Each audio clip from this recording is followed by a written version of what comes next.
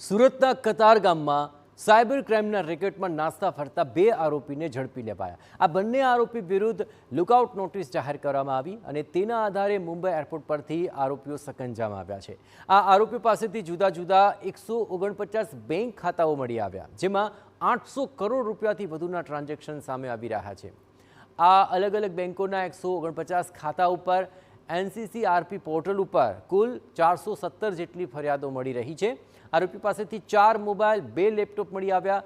વિદેશી online batting અને gaming ફંડમાં ટ્રાન્સફર માટે આરોપી કામ કરતા હોવાની આશંકા જણાઈ રહી છે.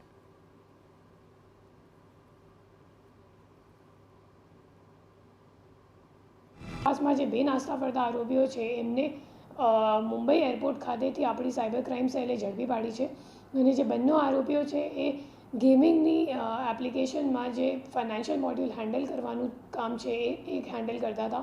બેંકોક અને વિયેતનામ રહેતા હતા અને છેલ્લા 1-1.5 વર્ષથી આ જ કામમાં સંડોવાયેલ છે.